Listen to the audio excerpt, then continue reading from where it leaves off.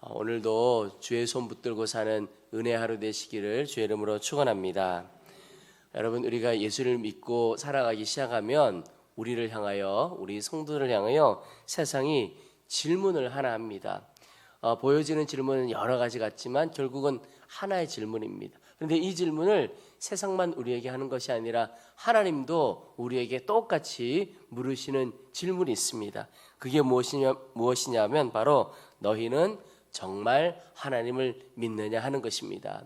세상이 우리에게 묻는 겁니다. 너희가 하나님을 믿는다고 하는데 정말 믿느냐? 하나님도 우리에게 묻습니다. 너희가 나를 섬긴다고 하는데 정말 나 하나님을 믿느냐? 그렇게 묻고 있습니다. 여러분, 나라가 아무리 어렵다고 하더라도 또 가정이나 개인이나 아무리 어려워 보여도 살 길은 분명합니다. 우리에게 살 길이 있습니다. 바로 하나님입니다. 하나님만 의지하고 하나님만 따라가면 됩니다. 하나님이 우리에게 있어 살 길입니다. 오직 유일한 길이지요. 문제는 우리에게 하나님에 대한 믿음이 없다는 것입니다. 하나님을 향한 믿음이 없으면 살 길이 분명히 열려 있어도 우리가 그 길로 걸어가지를 못합니다. 믿음이 없으면 하나님 따라갈 수가 없는 것이죠. 하나님께서 살 길을 분명하게 주셨음에도 불구하고 믿음이 없어서 그 길로 가지 못하고 믿음이 없어서 무너지는 하나님의 자녀들, 성도들이 많이 있습니다. 오늘 본문에 보면 예수님과 제자들이 함께 배를 탔습니다. 풍랑이 일어나고 물이 배를 덮게 되는 말할 수 없는 어려움이 온 거죠. 근데 그때 하필 예수님께서 주무시고 계셨습니다. 그때 제자들이 예수님을 깨웁니다. 그 제자들이 나와 깨우며 이르되 주여 구원하소서, 우리가 죽겠나이다. 예수께서 이르시되 어찌하여 무서워하느냐. 여러분, 성경의 표현이라 이렇게 아주 잠잠하게 적어 놓았지만 우리가 죽겠나이다. 여러분, 죽음 앞에 선 사람이 주여 우리가 죽겠나이다 이렇게 하겠습니까? 살려달라고 아주 아우성을 치고 발버둥을 친 겁니다. 이 제자들이 말할 수 없는 두려움, 말할 수 없는 무서움에 사로잡혀 있습니다. 여러분, 똑같이 우리가 어려움을 겪게 되면 두려움에 사로잡히기가 참 쉽습니다. 근데 그때 주님께서 말씀하시기를 예수께서 이르시되 어찌하여 무서워하느냐, 믿음이 작은 자들아 하시고, 예수님께서 지금 제자들에게 믿음이 없다고 꾸짖으십니다. 여러분, 복음서를 살펴보다 보면 주님께서 많이 용납하시고 치유하시고 품어주시는 일들이 많습니다. 그런데 한 가지 질책하시는 때가 있습니다. 그때가 언제 하면 바로 믿음이 없는 것에 대해서는 늘 질책하셨던 것을 볼 수가 있습니다. 그 말은 너희가 정말 하나님을 믿느냐, 너희가 정말 나를 믿느냐 물으시는 겁니다. 여러분, 우리는 어떻습니까? 하나님을 믿는다고 하지만 실제로는 하나님을 안 믿고 살아가는 것은 아닌가? 하나님을 믿지 않고 하나님을 의지하지 않고 그냥 겉으로 보이는 종교 생활만 하고 살아가는 것은 아닌가? 오늘 이 새벽에 우리의 믿음을 좀 점검해 볼 수 있기를 원합니다. 어느 선교사님 한 분이 어릴 때 이야기를 하면서 어릴 때 깡패셨다고 하는 고백을 하셨습니다. 사연을 보니까 아버지께서 일찍 돌아가시고 헐 어머니 손에 자랐는데, 근데 자랄 때 주위 사람들이 한결같이 이 어린 선교사님, 어린 아이죠, 이 아이에게 말하는 것이 너희 엄마는 너 믿고 산다, 이 이야기를 그렇게 많이 하시더라는 겁니다. 근데 그때 어머니가 교회 집사님이었대요. 근데 이 어린 아이의 눈에 어머니가 집사님이시니까 어머니는 하나님을 믿고 사는 줄 알았다는 거예요. 그런데 만나는 수없이 많은 사람들마다, 친척들도 심지어 교회 목사님, 장로님, 하여튼 만나는 사람들마다 이 꼬마 아이에게 너희 엄마는 너 믿고 산다, 이 아이가 너무너무 부담이 되었던 모양이에요. 그래서 아주 어떻게 보면 당돌하고 당황스럽죠. 엄마한테 가가지고 엄마 나 믿지 마, 그렇게 막 이야기를 했다는 그 어린아이가. 이게 그 어린아이 마음에 큰 어른이 아이인 자기를 믿는다는 게 말이 안 되는 거예요. 자기는 지금 초등학생인데 내가 어떻게 어른인 엄마를 책임질 수 있을까? 그래서 가서 엄마 나 믿지 마. 그렇게 이야기를 한 겁니다. 그런데 엄마가 그래 우리 하나님만 믿고 살자 이러면 얼마나 좋았겠습니까? 근데 그 엄마가 아니야 나 너 믿고 살아. 그렇게 이야기를 한 겁니다. 그때부터 이 아이가 엄마가 나를 안 믿게 해야 되겠다 그렇게 생각을 하고 삐뚤어질러 간 겁니다. 깡패처럼 살아가게 된 거죠. 그래서 엄마 나 믿지 마. 나 믿을 사람 못 돼. 그거를 삶으로 보여주느라고 아주 한동안 한참을 방황하며 살았노라고 이야기를 하셨습니다. 여러분 이분의 삶처럼 우리가 이 어머니의 삶처럼 우리가 그렇게 살아가는 것은 아닌가? 여러분 우리의 진짜 문제는 우리 앞에 있는 큰 어려움이 아닙니다. 그게 문제가 아니고 믿음 없이 살아가는 것 이게 진짜 문제인 겁니다. 하나님을 실제로는 안 믿는 거죠. 그러니 우리가 믿음이 없으니 하나님께서 우리의 삶에 역사하실 수도 없는 겁니다. 여러분 성경을 보면 하나님께서 우리에게 주시는 모든 선물은 믿음으로 누리게 됩니다. 구원도 믿음으로 누리게 되고 은혜도 믿음으로 누리게 되고 모든 것 다 믿음으로 누리게 됩니다. 근데 믿음이 없기에 우리의 삶에 하나님의 역사도 하나님의 능력도 없는 것이죠. 그래서 여러분 늘 우리의 믿음을 점검해 보며 살아야 하겠지만 오늘 우리의 믿음을 잘 점검해 볼 수 있기를 소망합니다. 그 점검하는 것 중에 오늘 먼저 우리가 어려울 때 하나님보다 더 의지하게 되는 것이 우상이고 큰 죄라는 사실을 알아야 하겠습니다.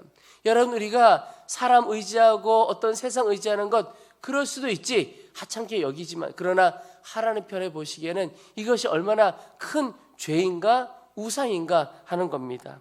여러분 우리나라가 이스라엘과 참 비슷한 점이 많이 있습니다. 역사적으로 보면 이스라엘도 남북으로 나라가 나뉘어진 적이 있습니다. 또 이스라엘이라는 나라가 늘 주변에 강대국 사이에 있었습니다. 우리나라랑 참 비슷한 점이 있죠. 그러다 보니까 이 이스라엘이 한쪽 강대국으로부터 위협을 받게 되면 다른 강대국을 의지하는 경우가 많았습니다. 자연스러운 일이죠. 그 나라는 약하니까 또 다른 강한 나라의 힘을 빌릴 수 있는 것, 그 당연히 그러리라고 싶습니다. 그런데 하나님께서 이 일에 대해서 대단히 진노하셨습니다. 너희가 왜 나를 의지하지 않고 다른 나라를 의지하느냐? 아수르의 위협이 왔을 때 애굽을 의지하고 왜 그런 일을 하느냐 하는 겁니다. 하나님 편에 보기에 그렇게 진노하셨던 이유는 하나님보다 더 의지하는 것이 우상이 되기 때문에 그렇습니다. 그렇다면 어떤 뜻입니까? 우리가 하나님을 섬겨간다고 하지만 하나님보다 다른 사람 더 의지하게 되면 우리는 여전히 우상 섬기고 살아가는 사람이 될 수 있다 하는 것입니다. 여러분 대부분 어렵고 힘든 일이 생기면 하나님보다 눈에 보이는 사람 의지하기가 더 쉽습니다. 근데 그 사람이 내게 우상이 되는 겁니다. 여러분 어려움 당하면 우리는 누구를 찾습니까? 하나님을 찾습니까? 아니면 부모나 형제나 또 다른 누군가 나에게 도움이 될 그 사람을 찾지는 않습니까? 우리가 정말 하나님을 믿는가 하는 것 언제 알 수 있나요? 어려움을 당해보면 알 수 있습니다. 어려움이 왔을 때 진짜 하나님을 붙들면 믿음이 있는 겁니다.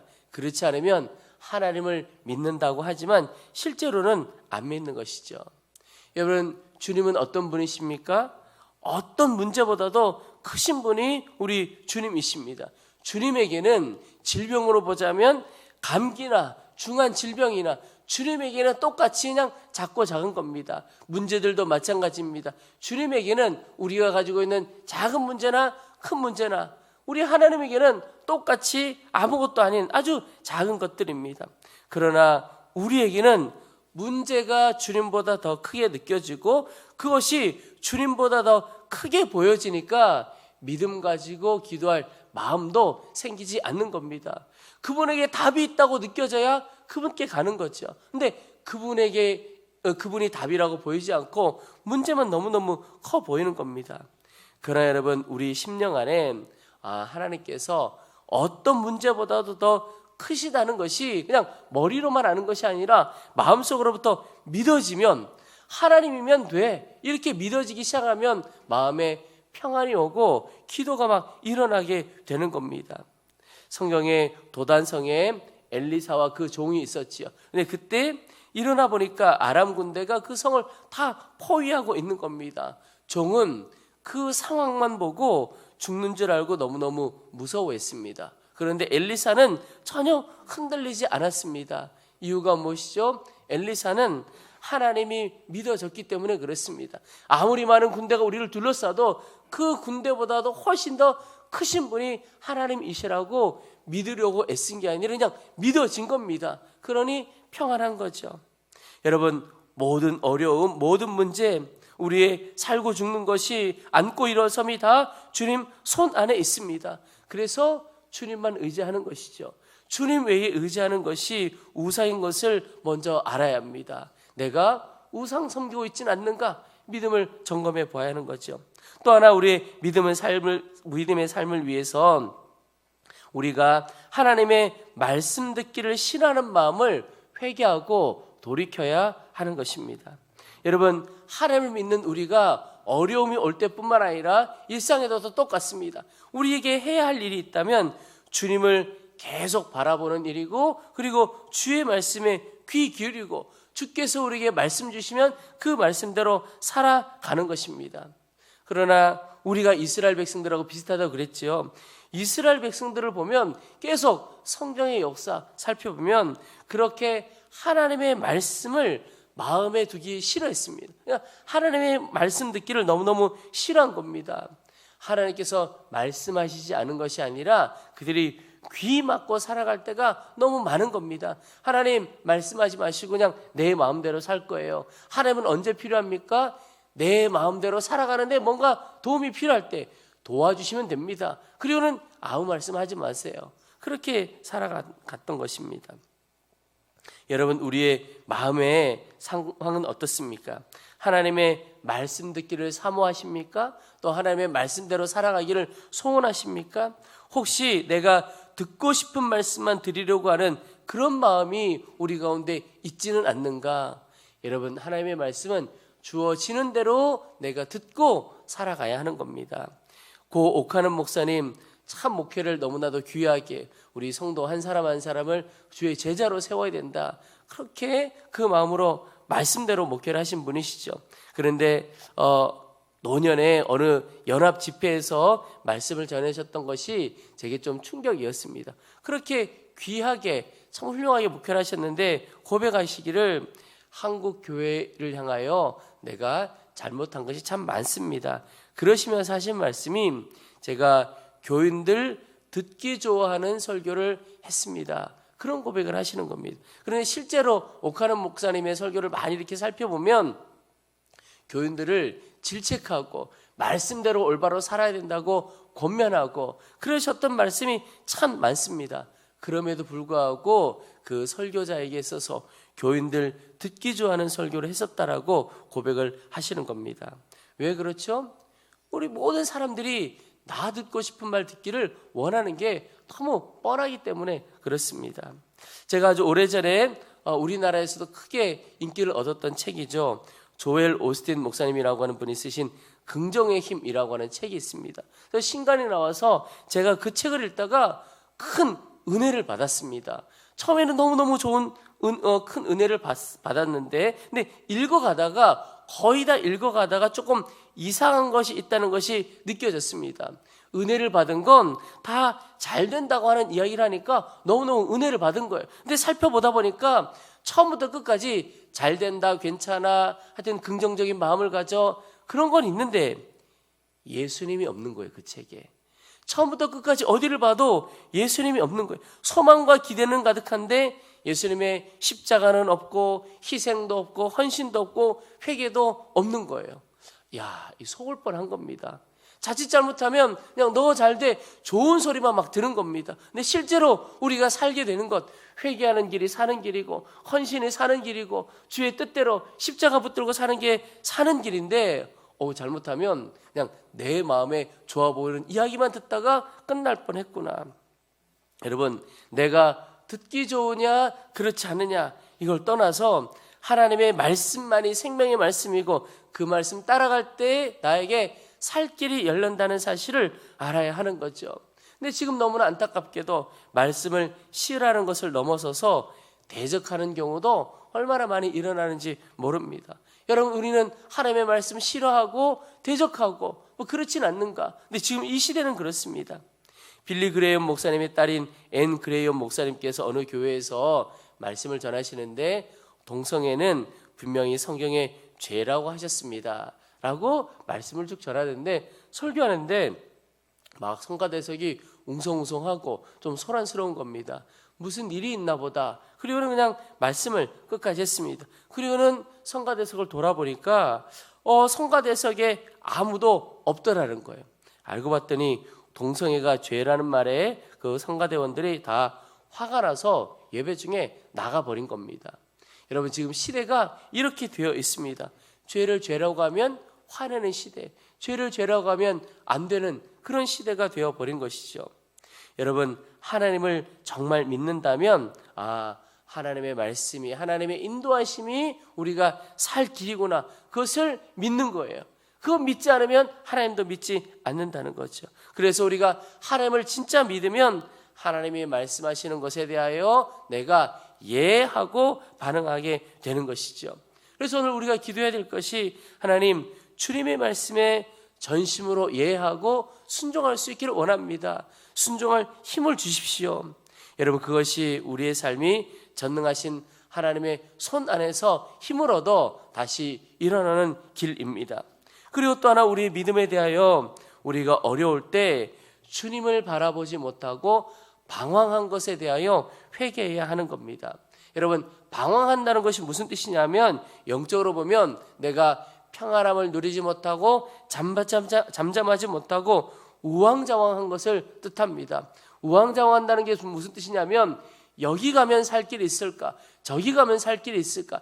이 사람 찾아가면 나를 좀 도와줄까? 저 사람 찾아가면 좀 도와줄까? 마음의 안정을 누리지 못하고 평안함을 누리지 못하고 막 방황하는 겁니다. 여러분, 어려운 일을 만났을 때 하나님을 믿지 못하는 사람은 당황합니다. 그래서 평소에는 그렇게 예배도 열심이고 봉사도 열심이고 다 열심으로 주님을 믿는 것 같아 보입니다. 그런데 어려움을 딱 만나면 정신을 잃어버리는 사람이 있을 수 있습니다. 오늘 25절에도 보시면 그 제자들이 나와 깨우며 이르되 주여 구원하소서, 우리가 죽겠나이다 그랬습니다. 제가 처음에도 말씀을 드렸지만 성경이라 점잖게 표현해 놓았지만 제자들이 지금 난리도 아닌 겁니다. 예수님께 가서 주무시면 어떡합니까? 좀 일어나십시오. 살려주십시오. 우리가 지금 죽겠습니다. 아마 말투도 보통이 아니었을 거라고 생각이 듭니다. 그래서 여러분, 우리가 평소에 늘 주님 바라보는 훈련을 해야 합니다. 그래야 어려움이 와도 흔들리지 않고 잠잠하게 계속 주님을 바라볼 수 있습니다. 왜 그래야죠? 주님 바라보는 것에 살 길이 달려있기 때문에 그렇습니다. 어떤 목사님께서 간증을 하시기를, 교회에 큰 어려움이 생겼는데 그때 목사님들의 기도 모임에 참석을 하시게 됐습니다. 근데 그 모임에서 말씀을 함께 나누는데 말씀의 주제가 우리가 24시간을 주님을 바라봅시다 라고 하는 말씀을 나눈 겁니다. 그런데 말씀 시간에 그 말씀이 이 목사님 귀에 들려오지 않더라는 겁니다. 여러분, 그럴 때가 있잖아요. 목사님 말씀을 하시긴 하시는데 내게는 들려오지 않고 내 마음은 여전히 그 문제 어떻게 해야 되나 마음이 하나 되지 않는 거죠. 그러면서 지금 교회 사정이 한가하게 주님만 바라보고 있을 때가 아니다. 누군가에게라도 가서 도움을 구하고 어떻게 해야지, 그런 마음이 들었다는 거예요. 그래서 기도도 하지 못하고 그냥 마음이 흔들린 상태로 있는데 하나님께서 순간 어느 한 장면을 생각나게 하시더라는 거예요. 초등학교 들어가기 전인 어린 딸을 시장에서 한번 잃어버린 적이 있으셨다는 거예요. 잃어버린 딸 찾느라고 얼마나 마음이 졸이고 가슴이 탔는지. 아이 잃어버리면 그렇지요. 그래서 온 동네, 온 시장을 찾아다녀도 딸을 찾지 못한 겁니다. 지금 부모 마음이 무너져가고 너무너무 흔들린 거죠. 그런데 아주 좀 먼 동네 파출소에서 연락이 오기를 딸을 찾았다고 연락이 온 겁니다. 울고 돌아다니는 딸을 누가 파출소로 데려간 것이죠. 아주 급하게 목사님이 가보니까 딸이 막 울고 있더래요. 그때 목사님께서 딸을 향해서 막 질책을 하기를, 감사하고 반갑기는 하지만 막 마음에 화가 나서 질책을 하기를, 가만히 있어야지. 너 아빠 손 잃어버리면 시장에서 가만히 있으라고 그랬지. 이렇게 울고 돌아다니니까 아빠가 너를 진짜 잃어버릴 뻔했잖아. 그렇게 막 질책하는 그 장면이 순간 떠오르더랍니다. 교회의 문제 때문에 주님 생각하지 못하고 이 순간에 어떻게 주님 한가하게 바라볼 수 있겠냐. 그런데 그때 자기가 딸에게 했던 말, 가만히 있어야지. 돌아다니니까 정말 잃어버릴 뻔했구나. 자기가 느껴지는 것이 그렇구나. 내가 지금 뭐 하고 있는 것이, 힘들고 다급한 일이 생길 때마다 내가 할 일이 뭘까? 그저 24시간 주님 바라보고 있는 것밖에 없지. 그러면 하나님이 평안도 주시고 믿음도 주시고 주님이 살 길 열어주시는 거지.